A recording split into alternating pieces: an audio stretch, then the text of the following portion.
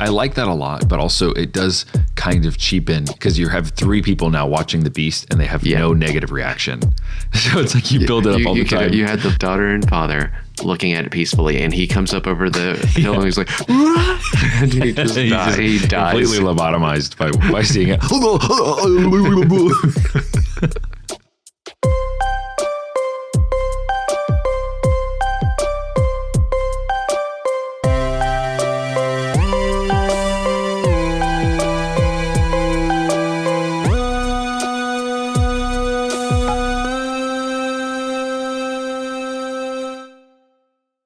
Hello and welcome to StoryFellas, the podcast where we make stories and we break stories. I'm your host, Tommy Antonucci. And I'm your host, Zach Lovelace.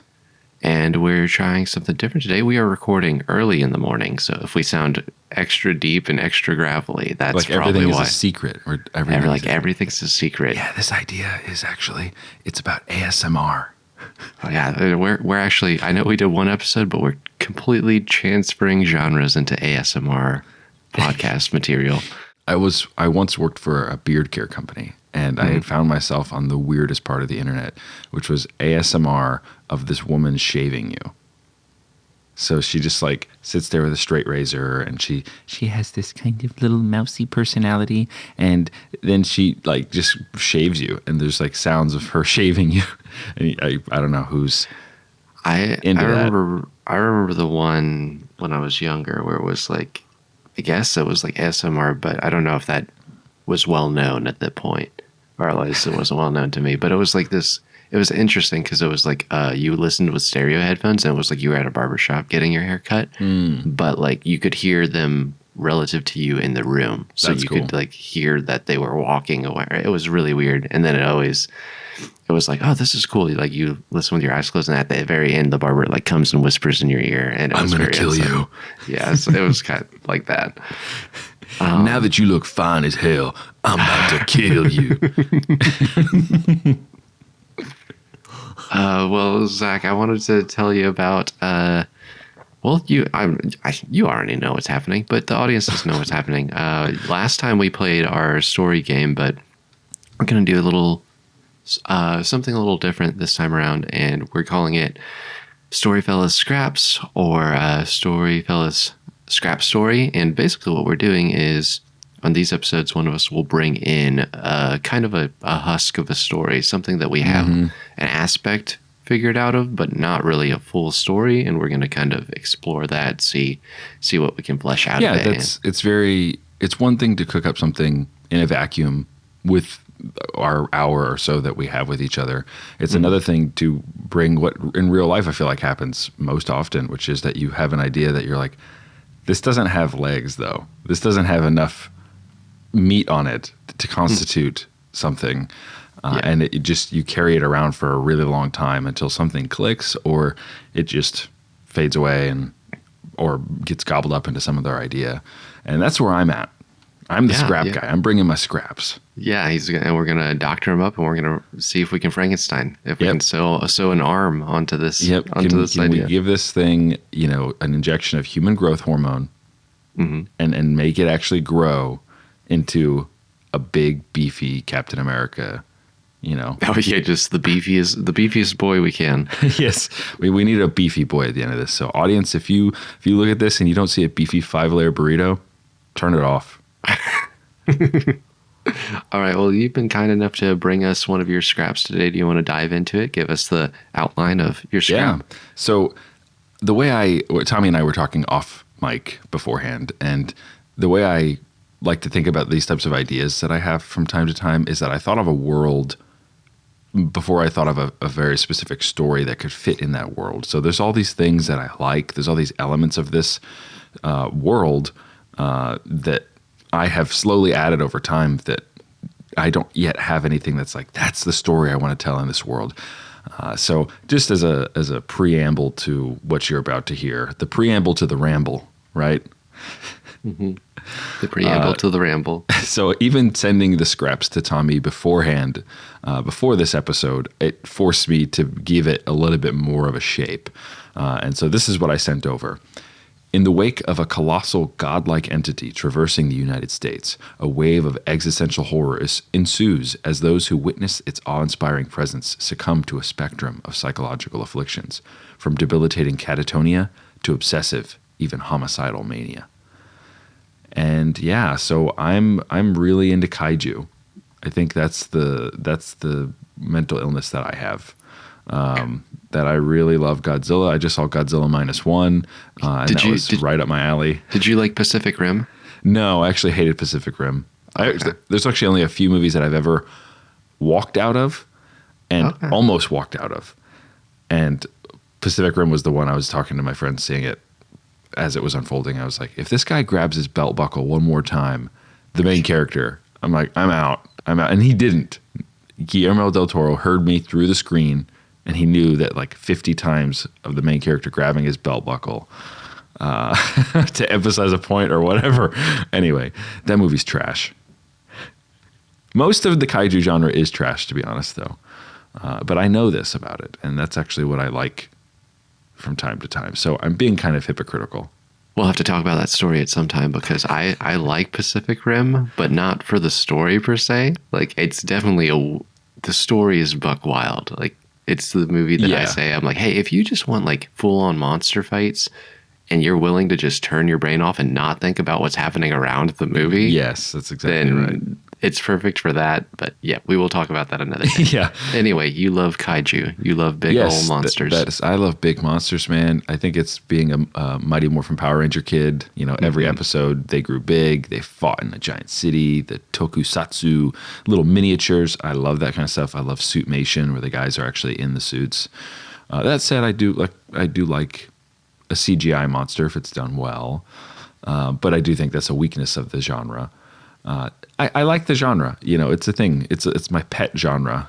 No pun intended, I guess. Do people keep kaijus as pets? I don't know. But I really like it because as a writer, if you know anything about Godzilla, came out in the 1950s, he was a symbol of atomic warfare. And so within the kaiju genre, there is very explicit writerly things happening where the monster always has to, it kind of shows you, it's right there on the surface, the monster has to mean something. That's why Pacific Rim, it's like they don't mean anything. Yeah, I will give you that. They are kind of just there. Yeah, and it feels hollow. It doesn't feel as impactful because you're watching, and that's fine if that's what you want, just two giant monsters or robots or whatever. That is what I want. Punch each two other. Monsters fighting and punching each other in the head. I know. Well, and that's actually what's interesting about the kaiju genre is that you have the human problem. Mm-hmm. And this is actually something that I think, I'll talk about Godzilla -1 a lot in this because I saw it like 2 weeks ago. Don't spoil it. I won't spoil it. I won't spoil it. Because I want to see it. Yeah, you want to see it, which is great. I think that's actually what's really cool about it is that non-kaiju people like yourself want to see that movie. And it's primarily because the human story in it is really, really good, which is a return to form. The original Godzilla is actually very scary, especially for, I can imagine what somebody in the 1950s showing up to see it. So cool.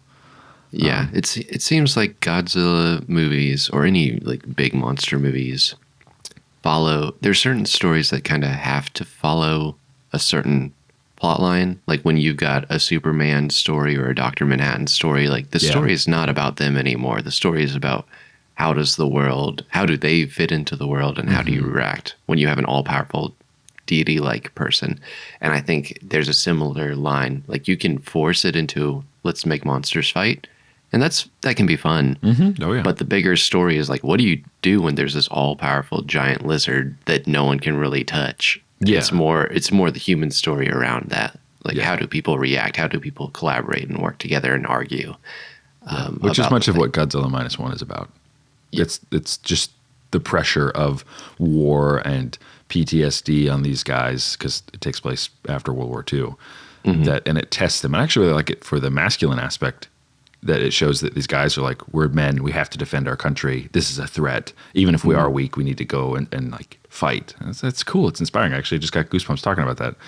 That's cool. Did it take place right after World War that's II? the whole idea behind -1, at least as far as the trailers were concerned, is that I just imagine a World War II movie where it's like it's wrapping up and the sweet music is playing and they're like, it's finally over, and then like a giant lizard pops out of the ocean and then the credits roll. And that's effectively that's effectively Godzilla -1.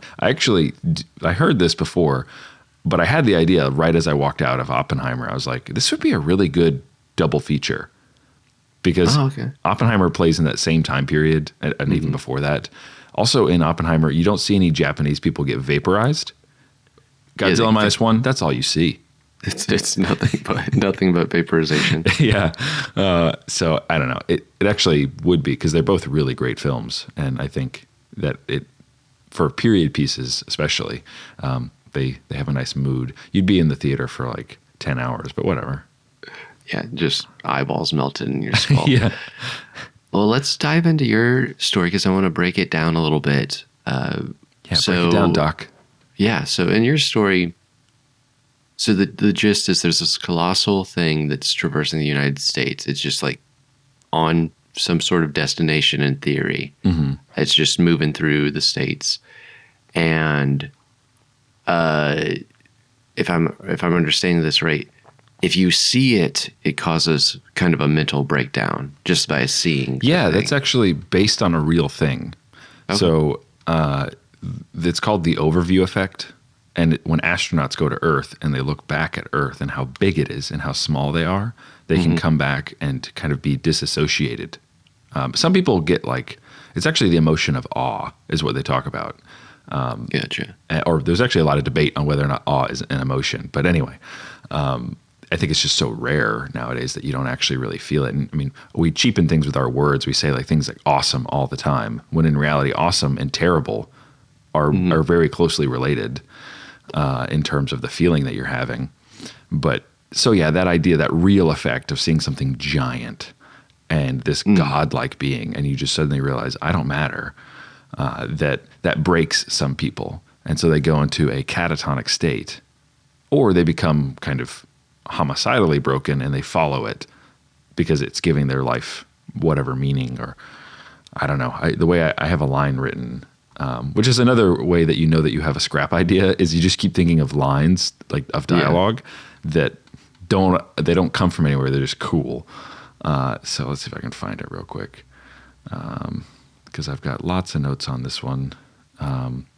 Are you thinking that this effect, is this more the natural effect of what you just described, the overview effect, or are you thinking there's an almost semi-supernatural that just something that about this thing, if you see it, it causes? I think it's semi-supernatural. That's what I'm interested in exploring anyway, is taking this into people always want it to be realistic. You have the Cloverfield where we have handheld footage and everything, and that makes it feel more realistic about on the ground with these people. But I kind of wanted to play with the idea, this is in my notes, of that you never actually see the creature, you just see the effect of it, and that just pulls you fully into the human story, and that's it.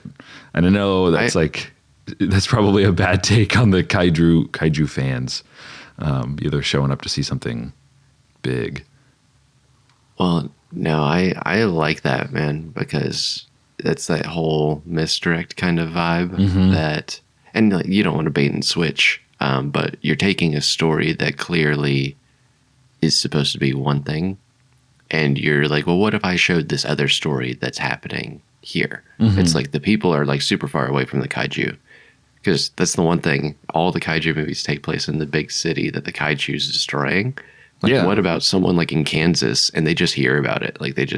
It's on the news or something. And and the military's not showing you really great footage of it. The news isn't showing you, because if you see it, that's what they say. It's because if you lay eyes on it, it could break you. But the line, to double back, I don't want to leave our audience hanging, and it's not as great as the build up at this point. But there's some sort of military interview happening, and I have somebody that's been exposed to the creature say it removed the burden of being conscious. Oh, okay. So it just kind of made them numb to some degree. Yeah. I think it's cool. So here's some of my, did you hit on all of your notes that you shared with me? Or I haven't. No, I just did that initial chunk. A kind of a bite-sized chunk. But the very thinnest idea that I have that I sent along was that we follow a father who's hunting his daughter, hoping to catch her as she's kind of in this caravan of people who have been swept up in their transfixion of the beast. And the people who kind of take it as like an end of the world event because they've seen it or they just hear about seeing it, they want to experience that type of thing again. It's like a high or whatever. Has she seen it before, or is she wanting to see it for the first time? I think maybe she's only seen footage of it. That's the thing, is like it's not as powerful as seeing it in person. And so she's like, oh man, it's this idea that she's basically a heroin addict. And she's getting just like tiny little droplets of it. And she's like, man, I just want that. That's the thing with drugs like that.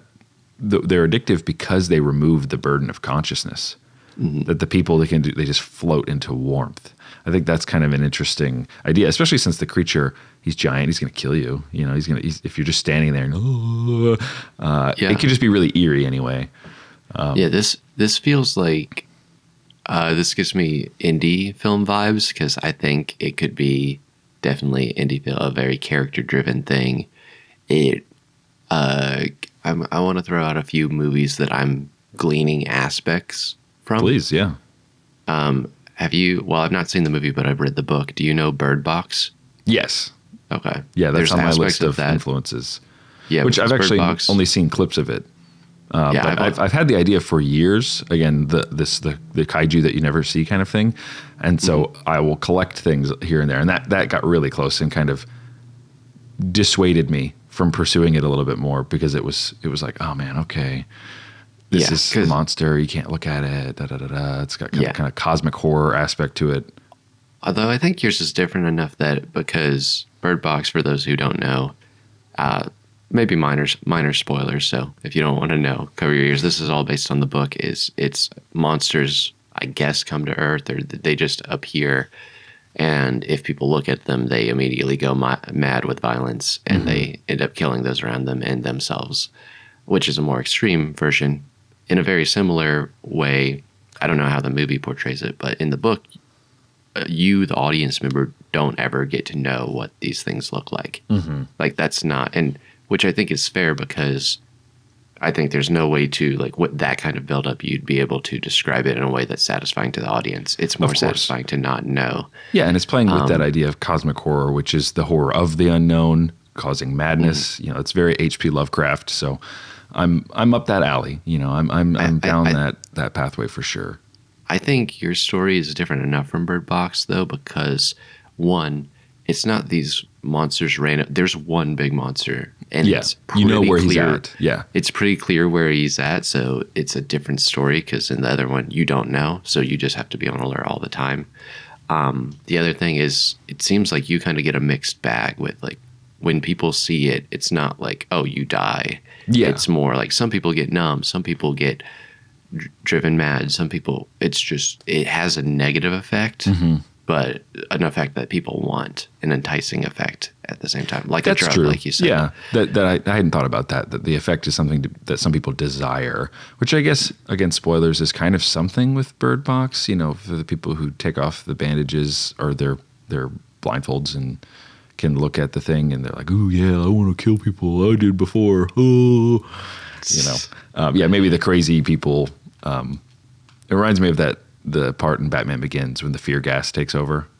It would be similar to that. And everyone goes, like, I feel like kind of a hacky version would be similar to that, where it's like, I'm Scarecrow. Wooga, wooga, wooga. That's a good impression of Scarecrow. Yeah, I know. I've worked on it for a long time. The other movie this makes me think of, I don't know if you've seen it, but Seeking a Friend at the End of the World. Oh, yeah, I've definitely seen that. With Steve Carell. And which is Knightley. A dark comedy where, for those who don't know, it's an asteroid's coming to Earth and they can't stop it. So they've got like 3 weeks before the Earth is destroyed. And Steve Carell sets out on this journey with his apartment mate to find the love of his life and try to reconnect with her before the end of the world. Which just kind of something about, I don't think that your story's a comedy, but something about this, like, hey, the end is near, we're traveling across the country. Like, those kind of beats seem like they would be present in this movie. For sure. There's definitely an impending sense of doom Even though, okay, a giant creature, even if it's just standard Godzilla size walking across the U.S., doesn't feel like it could be the end of the world. I think just you see its effect, you see the wake and the societal decay. I like the idea of a guy following it and doing interviews of people as he's like looking for his daughter, or maybe just going and doing interviews. I feel like that's the ultimate indie version. It's like he's just doing interviews and I guess figures out some great mystery or something. Yeah, I like the idea that this monster is not actively trying to destroy. It doesn't get to a city and like swing its arms and wreak havoc. It's almost like on a one, as the crow flies north, one direction. If it walks through a city, it destroys it. But that's almost more eerie to me that's what the reports report than him destroying, because then it implies like, well, what's the monster doing? Like, where's it going? What is its purpose, rather than just it finds something big and Hulk smashes it. Oh no, yeah, it's threatened because it's territorial. I keep picturing. I know it doesn't. There's no actual image of this monster, but for some reason in my head I keep picturing. I think it's Tyranitar, the Pokemon. Oh, the giant green spiky one. Well, he doesn't seem very mobile, and that's kind of nice. It's that he's just this stoic, suit mation. There's a guy inside of him, pulling the levers. Yeah, definitely gives you big kaiju vibes. All right, so let's hop in a little bit more into this story. I almost feel so. Our protagonist is the father. He's the one we're sticking with. Are you thinking this is found footage? Because I think you could do it fully found footage, but I also feel like you're really putting yourself in a very specific category. Yeah, no, I wouldn't say it's found footage. I was actually just thinking about that. I think it would be best to have elements of found footage. Again, if the father is part of the military or gets incorporated in because he's a doctor of some kind, and so he's being brought in the wake and he's just interviewing people. You could then have like floating head interviews that you could cut to throughout the movie where it's like, you're hearing bits of these people's lives and like why the creature has affected them the way it has. And some people don't even respond. They're just completely catatonic, but you hear the dad interviewing them and they're not saying anything. There's actually a lot of interviews of people who have catatonia on YouTube. And I watch those a lot when I'm thinking about this idea. What, describe catatonia to me again? You just are in a kind of an empty state. You're staring. You don't respond to stimulus or stimuli at all. And there's even, I think it's called like rubbery catatonia. It's got a name where you can move them and they just hold that position for a few minutes and then eventually just kind of slowly return back to normal. So they are in a quasi state of consciousness. When you say he's interviewing people, is this his occupation as well? Because I feel like when you say interview, that feels so formal for someone who's looking for his daughter. I picture more of like a frantic, him like he's like kind of questioning people. But if it's his job, I could see him doing like a proper interview. Like he's maybe he has a camera guy with him that's like traveling with him. Yeah. So it's his job, but he's also, I don't know, like because he has some sense of like, okay, I'm going around, I can do this job, but I'm trying to find my daughter. Then that's a great point. That the daughter adds a ton of urgency. Yeah, and he would be very informal about things. At the same time, I don't know if she's like a grown daughter. It's not like if she's like 10 years old. Yeah, where's my kid? I picture her being like early 20s. Yeah, that's what I was thinking too. College student, which is actually I think something I'm getting at thematically. Yeah, is that there's this. I don't mean to like pull the layer back too much because I feel like it's kind of hacky, but like diagnosing why I find it interesting that we're talking about things that are relevant to today, that there are, divides in this country where people are basically, it's the Spider-Man meme, but everyone's saying you're mentally ill. Okay. So everyone's like kind of arguing in this world that they're not well. Yeah. And like there are people who have like predispositions for the creature. That's, they talk about that and like younger people have that. And so you get a lot of older people who are surviving the attacks or surviving the kind of walk that the creature is doing unscathed psychologically, like older people. I think that's just interesting. And I can't go too deep on it because again, I'm trying to avoid being a hack. And to me, a hack is someone who speaks purely in like propaganda thematic terms, where it's like I think of an idea and I work my way backward from there. I think of a theme and I work my way backward. Because try not to shoehorn a theme or an agenda. You often don't get the theme down deep enough. A thing that I'm known for saying in our writer circles is that theme is like a dead body. If it's not buried deep enough, it stinks. And the kaiju genre, at its best, like Godzilla, we know he's an atomic bomb, but it's buried deep enough. He's a monster. You know what I mean? Yeah. It's like there are several layers removed. He's doing the same thing that an atomic bomb would do. So I'm trying to, try not to put my finger too hard on what the monster is in real life, and that's actually the cosmic horror kind of aspect to it. So, anyway, Sweet. I like it. I want to explore some of these beats through these stories, and some beats that are coming to mind for me. And obviously, it's your story, so you can pivot and be like, I don't like that. No. That's not my story. You just hang up. Yeah. This is a short episode, guys. I like an opening shot of this because while this would probably be in the indie vibe, I picture, if you're not going to really show the monster, I think you could get some effects to show the havoc of things at scale. And I picture just like you have your protagonist, like some sort of opening shot of him just kind of going through cloudy day, big, vast, like flat landscape. And he's like walking and he's like just looking around and stuff. And then you kind of slowly start to see like certain things are destroyed, like a house is destroyed and stuff. And then eventually the camera pans and it's just this like giant trench of something that like had been like really builds the world pretty quickly without having to say anything right off the bat. You're just like, oh, that's not normal. Like this giant thing just sweeping the landscape, like something has destroyed something for miles and miles and miles. I'm trying to reconcile the idea of his interview, his thing, because I'm getting also the other thing I'm getting is Tom Cruise vibes from War of the Worlds. Oh yeah, a little bit. That he's very frantic. Yeah, because that's the thing is like I can't picture him if he's feeling frantic for his daughter, like stopping and being calmly interviewing people, unless that was like he had a high view of that and that was like his job.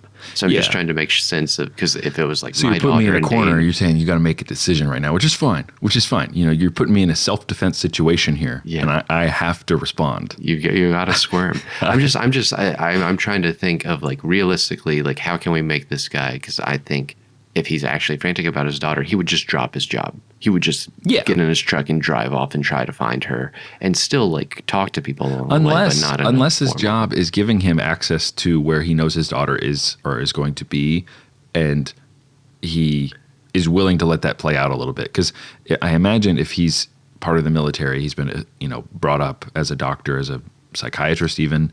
They have an army of psychiatrists that are just being enlisted to help people post this creature.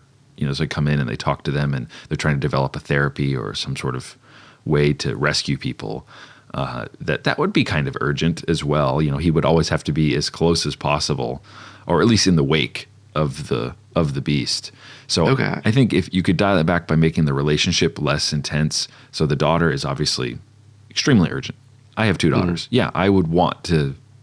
I would. That would be the movie. Is the War of the Worlds? I'm chasing the squids, whatever. Yeah. And I'm getting stuck in a house with Tim Robbins, and I'm forced to kill him with a shovel. Whatever. I rewatched that movie recently. The other one would be like an ex-wife. So the guy's like clearly damaged. He's kind of been on his own, but his ex-wife he hears is going, and he's like, well, I still have feelings for her, but I'm not. It doesn't pull me to the point where I'm outside of my professional. Yeah, I like the daughter story more than the ex-wife story personally, and I think they could be estranged a little bit. They could even not be estranged. I think you throwing in the idea that he could be a psychiatrist or some sort of medical person helps a lot, because I think there's this sense of duty that even though he's like charging in the wake to try to find his daughter. Like if he sees people hurting, he feels obligated to. Yeah. He can't just turn a blind eye. I think that helps more than him just being like a TV reporter. And Oh, being yeah, like, yeah. "Oh, we got it," or something. So I like And that. that's a cool lot. because I like you said the thing about the cameraman earlier. I like that contrast where the cameraman and him are paired together basically because that's the way that they're conducting this research is that they send, you know, a medical professional and then somebody to document. And I like so, that. you know, they have this dynamic that could be good. You get that buddy cop kind of vibe. Yeah, I also like that because that's probably a lot of the psychiatrists probably don't love that because normally it's more of a invasive, private thing. They feel like it's invasive, but they also understand they're like, this is brand new. This is we need to document things as best as we can. So I like that, like where they're friends, they come at, or not friends, but like they're colleagues and they come at things at a different perspective. That also gives a nice avenue for like, if he's just by himself, it's harder to gain some exposition where they will naturally like camp out or find hotels and then have late nights talking. And it's like, oh man. And then that's where he's like, yeah, my daughter's out there somewhere. She's like chasing this monster. She's fascinating. I'm trying to see if we can catch up to her before she gets too close. Yeah, I love that. I like that a lot. I think having those two guys will be very interesting, especially as a camera guy. Like as a camera guy myself, like I would not know the first thing about all the psychology stuff, like besides like the surface level basics. So him learning and like gaining perspective on how he would be the stand-in for the audience because he would just have normal reactions to people, just like, yo man, that's effed up, you know. But I do like the idea that he, again, we're kind of in a quasi apocalyptic scenario. Like the closer you are to the wake of the beast, it feels way more. There's like the wake zone or whatever you want to call it, or the destabilized zone where people are bandits. People are, again, we have these caravans of people, and that's where the daughter gets caught up. Like the thing walked right through her university, and she just kept following it when it happened. And so maybe that's something that he finds out. That's the inciting incident. You know, he's like, he thought she was dead even, and he realizes that she's alive somehow. I don't know. But I like the idea that the camera guy, I just thought it was like a monologue for him where he's, one night they're like staying up late talking, and he used to be a news reporter or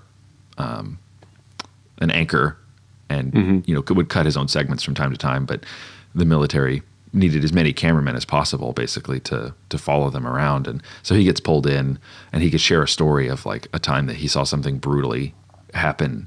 Like he covered it in the news. And he's like reacting to somebody's response.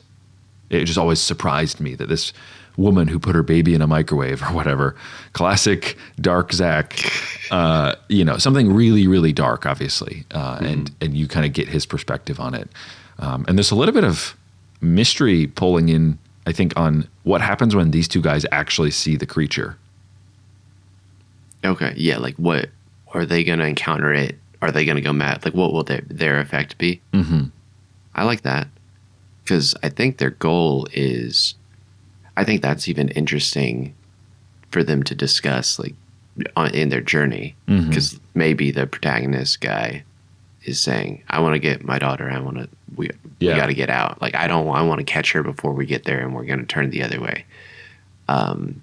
It's like I'll do my job, but I'm going to avoid that thing as much as possible. Where the cameraman is like, "I want to see it. I want to capture it," because that seems.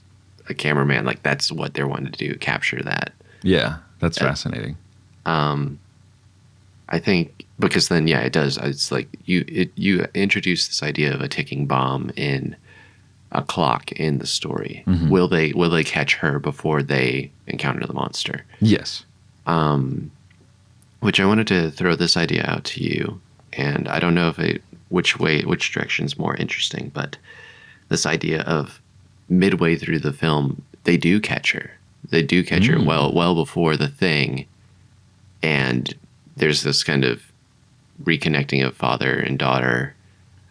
And would it be interesting to, at that reconnection, she's like, there's like a reason she really feels. It's not just like, oh, I'm addicted to it. It's like, I feel like, I don't know, tie it to a mother that's no longer around, tied to some emotional reason, and then it causes him to join her in this quest. It's like, all right, we can find it.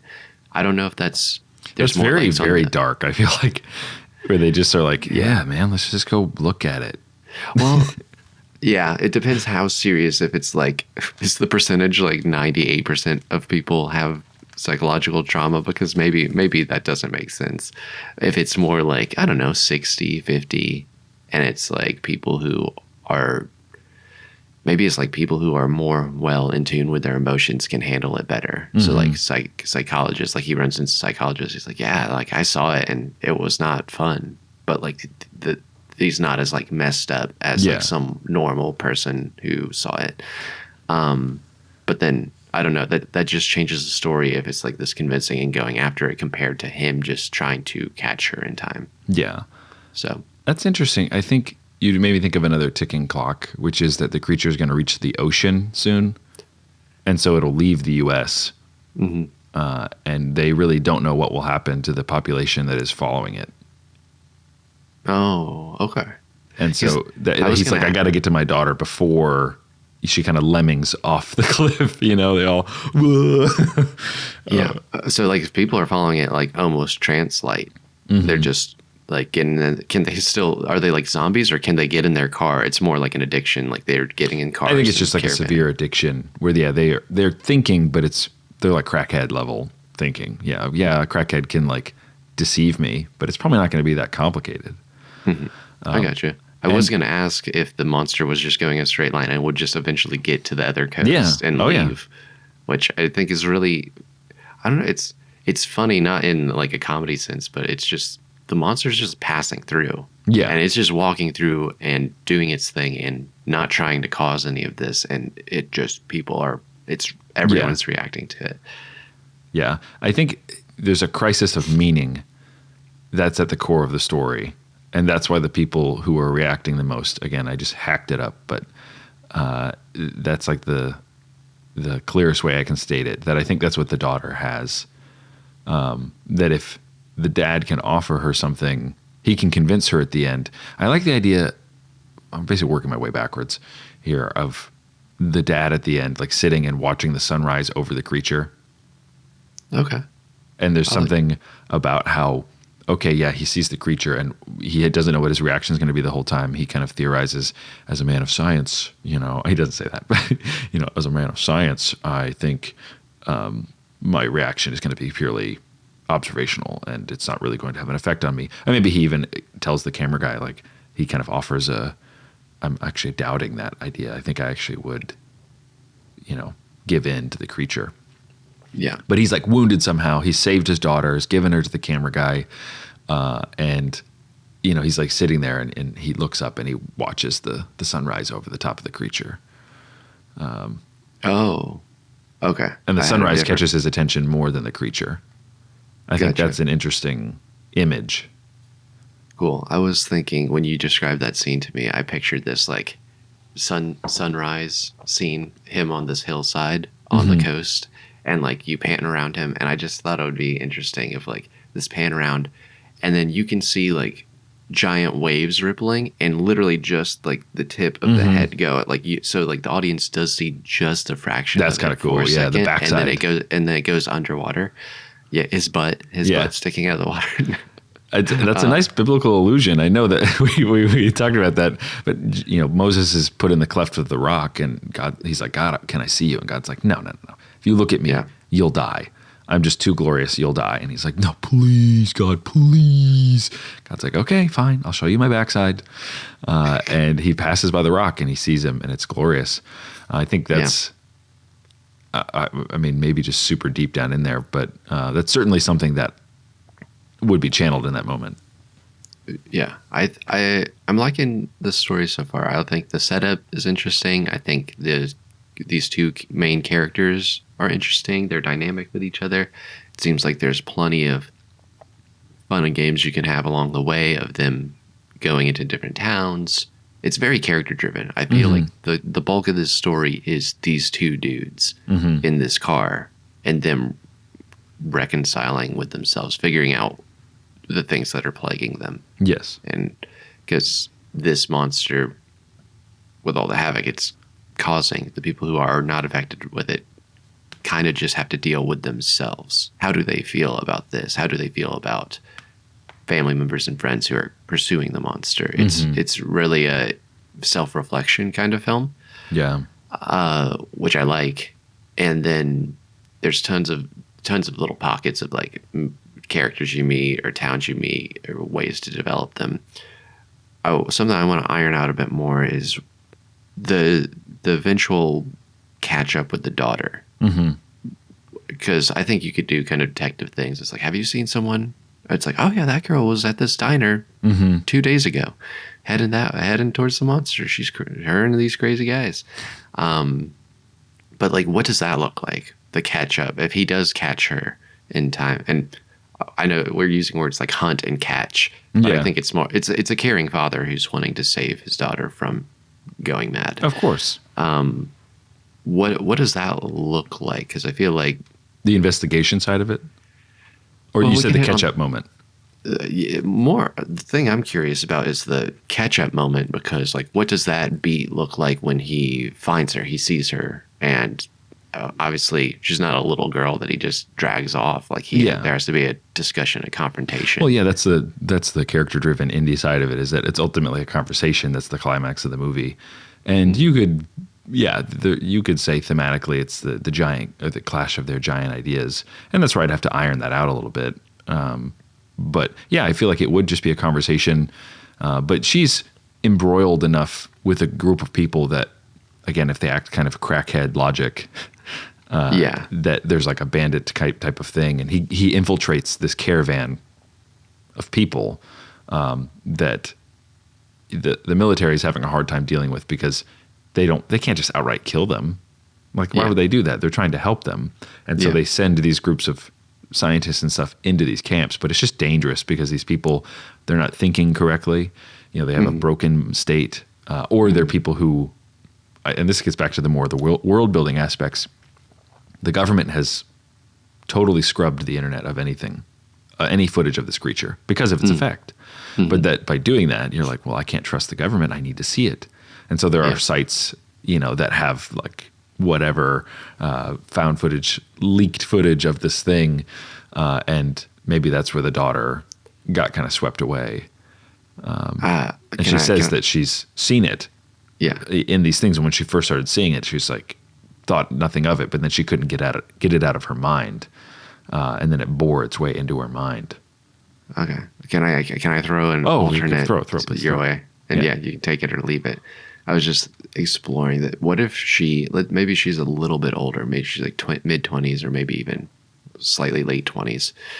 And what if she studied psychology as well? Like, she kind of followed her dad's footsteps, and he thinks that she's just caught up. She's like, oh man, she's come to this thing. She's like in the caravan and stuff, and then goes to one of these camps, and like, she's pretty much in her right mind, but like, she's serving these people. Like, she feels obligated that like, they're crazy, and like various degrees of craziness in the camps and danger, but she feels like, I can't just leave them. Like, they need help. And maybe she's seen it, maybe she's not, but it's like more of this thing. Because I feel like if he, I don't know, the thing I'm worried about, if he just shows up and she's just full crackhead, then it's like, all right, well, I'm gonna grab you and we're gonna go. It's more of like, he realizes there's this bigger like reason she's there, and a sense of duty that she's there, and then that's interesting. And maybe he still is like, well, you can't do this, like, this is dangerous for you. And she's like, you're doing the same thing. You're doing the same thing, that you're trying to help people, and I'm trying to help people. And I can't just leave these guys to go on their own. Like, I know they're heading in a bad direction, but do I just turn my back on them? I don't know. There's something interesting in that. Do you think, I'll throw this idea back at you.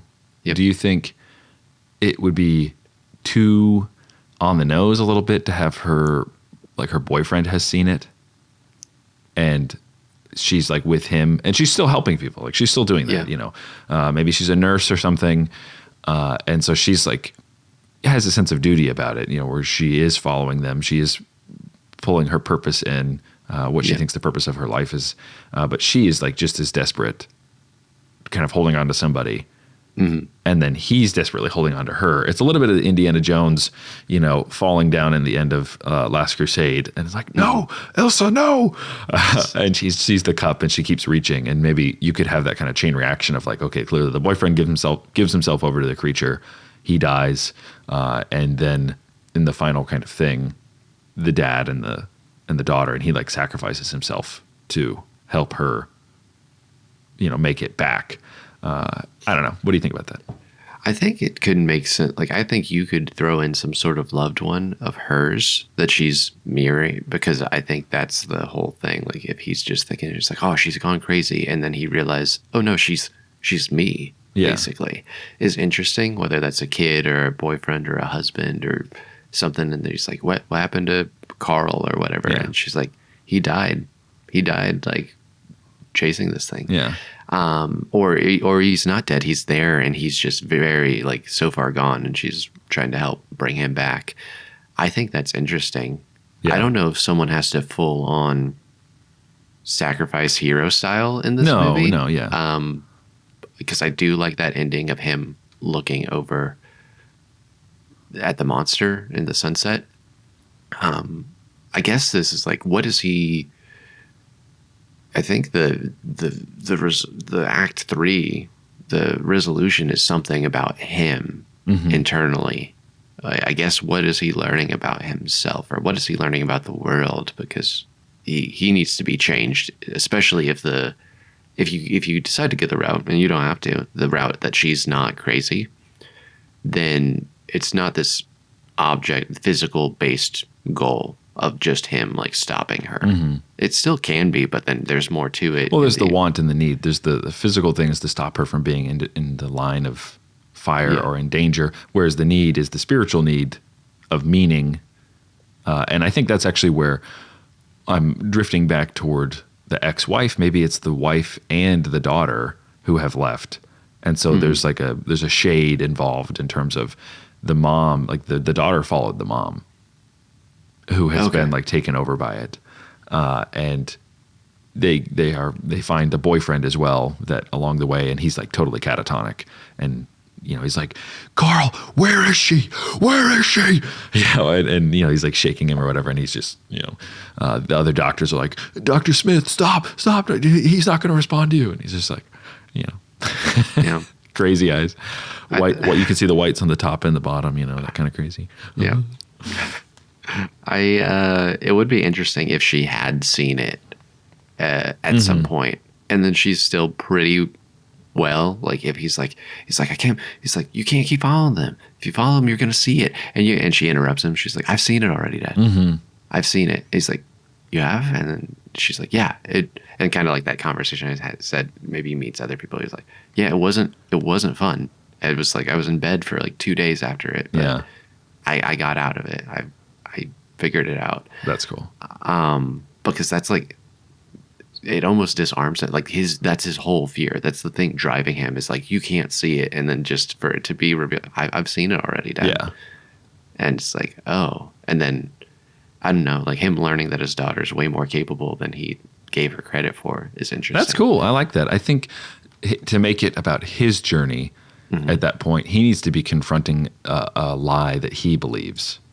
I think that's the kind of classic story structure. So he believes something. So the lie being, maybe if you see it, it's a total goner. You'll never come back from it. There's almost this kind of theme of sheltering your children from the bad things in the world.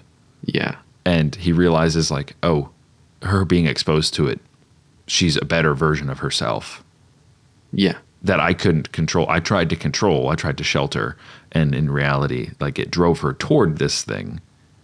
And once I find her, she's actually better off now. And, maybe it can end kind of with just the creature going into the ocean. Like, that's it. And then they're just sitting there. Like the conclusion is that the event is over. And we can dress it up in terms of like finding each other or going over certain obstacles to get to each other. Ultimately, I feel like it's a little bit of a road trip movie, just where it's just about getting to the destination. Or there's a built-in mechanic of an end. It's kind of like when you have a pregnant woman in a TV show or a movie. Okay, well, the end of the movie is going to be her giving birth to the baby. It would just be weird if you didn't. It's Chekhov's gun. Yeah. You introduce this thing that has its own kind of time, and so they're reunited in the face of it being gone, and they witness it together. And maybe it's about his own crisis of meaning. Again, he'd have to have suffered something. So he has some sort of ghost, whether it's his wife has died previously. That's like the most overplayed thing, or my wife died of cancer. And as he's watching the monster, he's like, oh, getting waves of whatever meaning being pumped back into him. And he just is in awe, obviously, of the monster, and he realizes like he can let go because there is meaning to life. I think ultimately that's what we want. So now you can just start adding our different spin on it. Okay, the most common version you've seen is there's somebody that says that cinema is just replete with like dead wives and children because it's a good motivator. Yeah. So you could flip it on its head, and where it's like, okay, the main character is actually a woman, so it's a dead husband, and you see that often too. Again, dead spouses. But just to try and find that different flavor. Yeah. You could totally change flip the gender of the main protagonist, and I think it would still work really well. You'd even be able to explore different aspects better, depending on which character you pick. I feel like a simple thing that you could introduce that he's trying to get over is, I feel like it could easily be portrayed that he has a very controlling nature, almost to the point of a semi-savior complex. Sure, yeah. And that's the thing he has to reconcile, because that almost seems contradictory to him and maybe even his daughter and the cameraman, like sitting on the hillside watching this monster, of realizing like this, like even very subtle subconscious feeling, I have to save everybody. I have to do it. And then when he's confronted with his daughter is capable, it's like, I don't need you to save me. This monster's just walking through. Like, this monster doesn't mean harm. And like him villainizing this monster, he's like, this monster's going to harm my daughter. And then something about them just watching it walk away into the ocean is kind of that beat of him letting go a little bit. Yeah.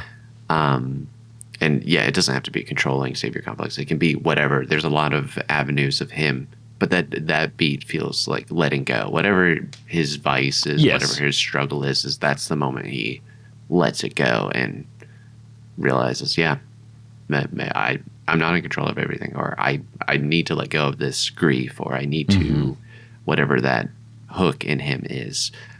What do you think about the thing being, instead of being let go, that it's like life is worth living? Yeah. Those are kind of related. I feel like they could have some connective tissue. Yeah, I think with that scene at the end, that little thing of it going into the water with the sun shining on it, I think that's like a scene of beauty. And I think that's what it's communicated as. It's like, oh, this is beautiful. Even though this monster has caused so much headache, like, this is beautiful. And that's kind of tying into things are still good. Like, things are still, I don't want to quit. Yeah. There's like beauty in life. There's the classic apologetic line here of, why do bad things happen? And that pushes a lot of people away from the faith. And a lot of really bad things happen. Nobody gets through life scarred, and that kind of, or scarless. Whereas it gets to what you were saying, where he can let go, that his daughter has already experienced this, or is strong enough to kind of get through it. I'm way more hopeless than I want this story to be, but I do like that image at the end of the beast going into the ocean and the sunrise over him. That beauty being the thing. I love that. Like, did not think about that. That beauty is the antidote. Because there's the truth, goodness, and beauty kind of trifecta of good.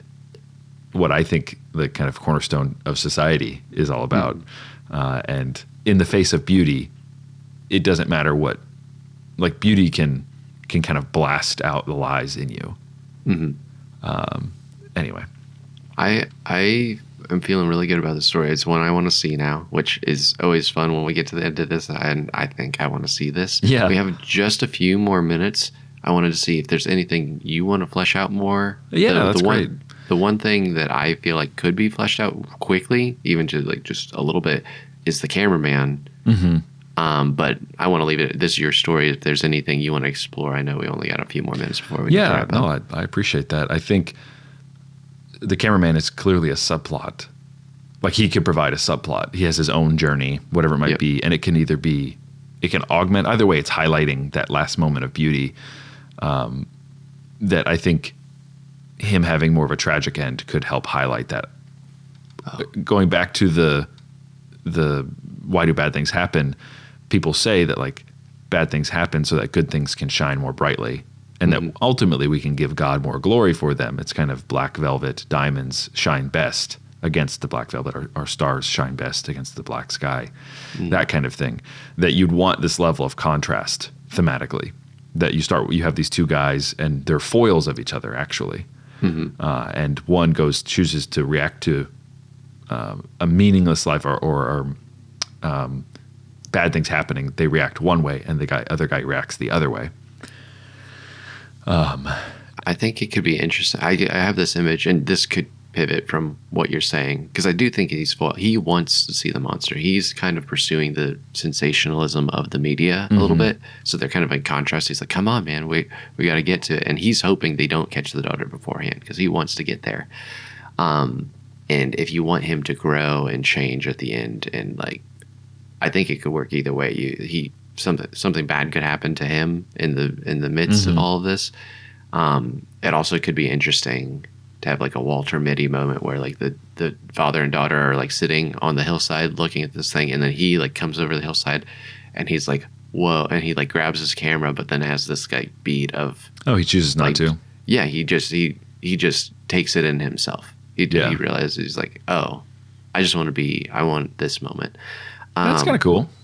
Yeah, I think you'd have to earn that. You'd have to build that up. Yeah, and over time. I like that a lot, but also it does kind of cheapen, because you have three people now watching the beast and they have no negative reaction. So it's like you build it up all the time. You had the father and daughter and father looking at it peacefully, and he comes up over the hill and he's like, and he just dies. He dies. Completely lobotomized by seeing it. And then it cuts to black immediately. Yeah. That's the end of the movie. That's hilarious. I think that's why I think he should be the big cost of getting to the daughter. You know, he's the blood that is shed to get to that inner moment. Yeah, I think his pride is his downfall somehow along the way. It's him thinking, he's like, I'm gonna see it, and I'm gonna do this and whatever. And something is that it's showing that doesn't pay off. Like he's in his ambition. Here's something. Himself. Yep. Because of the nature of the creature, the government has shut down the internet. You know, there's like a primitive form of it here and there, but also they pull a lot of camera people that know how to use film or videotape, because it can't be transmitted. I mean, I know you can in some ways, like transmit it easily. Yeah. This idea that he's been brought in because he can't transmit it, but the whole thing is that he's trying to make money, basically. That he's sneaking this in, whatever it might be. He's like, well, I'm going to try and get footage out of the creature, and that's where him and the dad disagree. He was like, you don't even realize the psychological implications of doing that. We don't know what the effects are, and he's just like, yeah, but I know that there are bounties for it. That people are saying, you know, the Saudi prince wants, you know, footage of this thing, and yeah, people across the world want to see it. I like that. I think that's interesting. That way, it's a little bit like the Last Crusade thing, where he's like looking at the chalice, and I could get something out of this, and it's like you have to just let it go, kind of thing. Man, I like the story, man. It's fun. Thanks. It's fun in the sense it's kind of sad, but like in a very interesting way. I like this just cross country road trip-esque thing, but not for spring break. It's more for monster hunting. Yeah. The different aspects and the different characters that you'd meet along the way. I think it's really, really interesting. Do you have any type of a placeholder name for this? I do, actually. Megalophilia. Megalophilia. which it might be too. Again, it's not like it's a placeholder name, but it just means love of big things. I actually kind of have sub-mechano-megalophobia, which is a lot of phobias combined of deep, dark water, giant machines being underwater. And so I knew of megalophobia, which my wife and I talk about, like seeing certain monuments and stuff. You just get this sense, a little bit of the sense of the overview effect of awe, but of like the terrible sense of it where you're like, oh man, this is unsettling. I don't like how big this is. I didn't know there was a word for that. Megalophobia is the obsession with gigantic things. Mm-hmm. Good. The fear of gigantic things, yeah. Oh, fear of, okay. So megalophilia, philia being love instead of phobia being fear. I think I might have that, man, because I just always think in my imagination, it's like something so big that the haze of the distance. Yes, like, yeah. You can tell how big it is and how far away it is. It's and terrifying. Just this giant. I always think that's really cool in ideas of just this gigantic thing that you're like, that's big and that's far away, which means it's really big. Yeah, that feeling is what I'm trying to capture with this. Mm-hmm. And what I didn't have going into this before, which I have now, is that ending shot and the idea of beauty being the thing that pulls them back from the abyss. And I think that's going to really help me going back to the writer's room on this one. So I appreciate it. I appreciate your interest and you helping me flesh things out. Like there's this idea of brain crack. I can't remember who said it, but basically by just keeping an idea in the ideal form, by never giving it any practical layer, you can just love it for the impossible version of it that exists in your head, that your brain just imagines a better version of it, which is kind of a funny like thematic wrinkle of the idea itself for this one. But this helped. Like I was expecting to come out of it and just be like, I don't really know, but like I don't know if I want to go that way. But no, that actually sounds like a compelling way, and I can see like a Children of Man style world where it's like not totally dystopian. There's people are cooperating, but there's enough dystopia to be interesting and compelling. Anyway.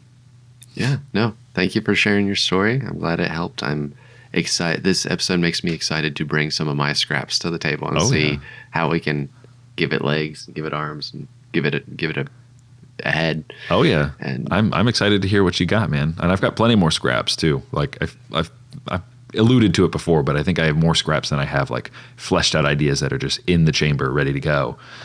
Most of them have like a critical thing that is missing before it's an idea. This one was a plot. Like I had the idea of the father and daughter, but I also have a bunch of other ideas of people within this world that's like, what is the most compelling? And personally, as a father who has a daughter, I like that. But I just have to find a way creatively to make it not, what is it, like tropic or like cliche. Mm-hmm. I like it. I like it, man. Well, I think we're about out of time, so I think we can wrap this one up, put our stamp of approval on it. Yeah. Thank you all for listening. Thank you, Zach, for sharing your story. Let's end on a line from this movie, one of your favorite lines that would exist in this movie. There's a line that I've been playing around with. Again, I've got tons that are floating in my head, but one of them is during an interview that the father is having with somebody who's seen the creature. They say, "I hope I never recover from this." Thank you all for listening to StoryFellas, a part of the Pemmican Studios podcast network. Check out our show notes for bonus material, links, and more. To find out more about our current projects, send us messages, and suggest ideas for the show, go to StoryFellasPodcast.com. If you liked what you heard, share the show with a friend. Word of mouth is the best way to grow this community. Until next time, go make and break those stories.